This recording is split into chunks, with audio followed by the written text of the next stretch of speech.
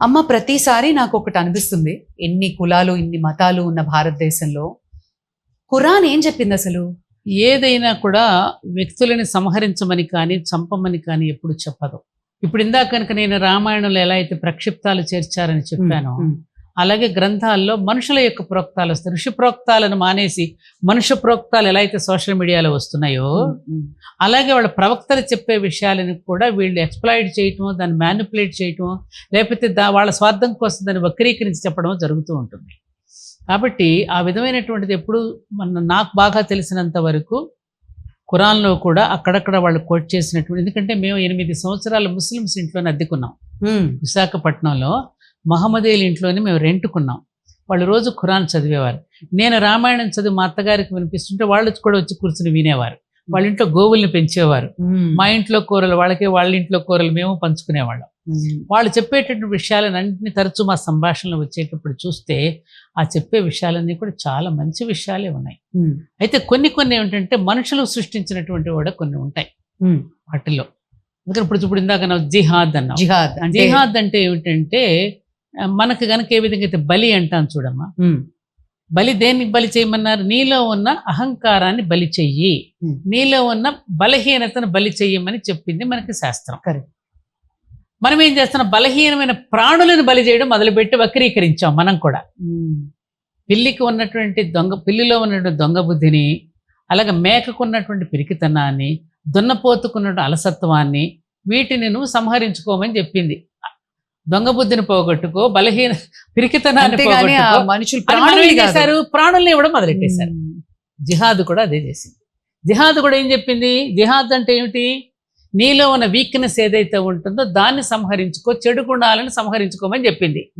చెడును సంహరించుకోమని చెప్తే మనుషులు సంహరించుకోడు. అల్లాకి ఇష్టం. అల్లా ఎలా ఇష్టపడతాడు? అసలు పుట్టించిన వాడికి హక్కు ఉంటుంది, కానీ అసలు నీకెలా హక్కు ఉంటుంది ఒక ప్రాణిని సంహరించడానికి? ఎవరైతే నేను సృష్టించాడో సృష్టికర్తకు ఉంటుంది అది ఆ హక్కు. నువ్వెవరివి సంహరించడానికి? ఒక చిన్న కుక్క పిల్లకే మనం హాని చేయం కదా, బాధ అనిపిస్తుంది. బాధ అనిపిస్తుంది కదా, హాని చేయమే. అదే జీవున్న ప్రాణుల్ని హాని చేయం. అలాగే ఆ జిహాద్ అనే పదానికి కూడా రాంగ్ ఇంటర్ప్రెట్ చేశారు. మనకు ఎట్లా అయితే బలి అనే దానికి ఎట్లయితే రాంగ్ ఇంటర్ప్రెట్ చేశారో అది కూడా అలాగే జరిగింది. ఏ మతం అలా చెప్పదు. మీరు సైతాన్లను అనడం కరెక్ట్. ఆ మతాన్ని అనుసరించినటువంటి వాళ్ళని శత్రువులుగా కూడా చెప్పదు. మరి మీరు ఎంత ఉద్యమం చేశారు, గో సంరక్షణ కోసం ఫైట్ చేశారు, జైలుకి వెళ్ళారు, అసలు గోవుల ఇంపార్టెన్స్ ఏంటో ప్రతి వేదికలో మాట్లాడేవారు. మరి ఆ సంరక్షణ జరుగుతోందా మన భారతదేశం? గోవుల వైపు ఎట్లా వెళ్తుంది? ఇప్పుడిప్పుడు గోవులను సంరక్షించుకోవాలని అవేర్నెస్ వచ్చిందమ్మా, అది సంతోషించాల్సిన విషయం. ఎప్పుడైతే నువ్వు గో వృషభాలని సంరక్షిస్తావో అప్పుడు ఇక సత్యయుగ ఆరంభానికి పునాదులు పడుతున్నాయని లెక్కేసుకో. గోవుని వృషభాన్ని తనడంతోనే కలిపురుషుడు ప్రవేశించాడు. అక్కడ నుంచే మనకు అవలక్షణాలన్నీ వచ్చేసాయి.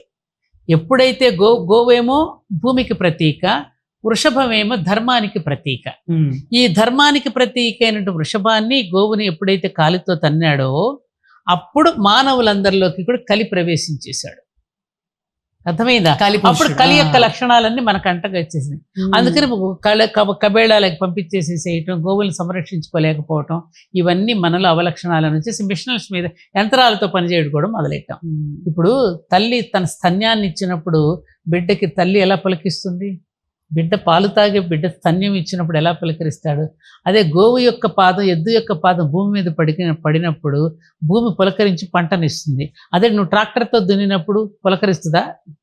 పైగా అందులో వానపాములను చచ్చిపోయి క్రిమికీటకాలు, అవసరమైన క్రిమికీటకాలను చచ్చిపోతున్నాయి. సరైన ఆహారం లేదు మనకి. సరైన ఆహారం లేకపోతే సరైన లక్షణాలు రావు మనకి. సరైన మనసు అంత ఇంటర్లింక్ ఇదంతా. అటువంటి గోవును మనకి ఎందుకు ప్రసాదించాడు? మనకంటే ముందే కామధేనువుని. అది గనక ఉంటే మన గురించి ఎవరు ఆలోచించక్కర్లే. అదే మిమ్మల్ని సంరక్షించుకుంటుంది. తనకు మారుగా భగవంతుడు తనకు మారుగా గోవును మనకి ఇచ్చాడు. అమ్మని గోవుని ఇంట్లోనేమో అమ్మని, తల్లి అయిన గోమాతని ఇచ్చాడు. ఆ మాత ఈ మాత ఒకటేరా, ఈమె ఎలా పాలిస్తుందో ఆమె నిన్ను పాలిస్తుందిరా. ఎంత సంపదమ్మ మాకు ఆ రోజుల్లో గోవులతో. మా ఇంటి నిండి అదే సంపద, గోవుల నుంచి వచ్చిన సంపదే. వ్యవసాయదారుడికి సంపద అంతా అదే. ఆడపిల్లకి కట్నంగా ఆవునిచ్చి పంపించేవారు. ఎందుకని? సంపద పెరుగుతుందని. ఆ పాటల్లో కూడా అవే పాడుకునేవారు. అవన్నీ పోయాయి.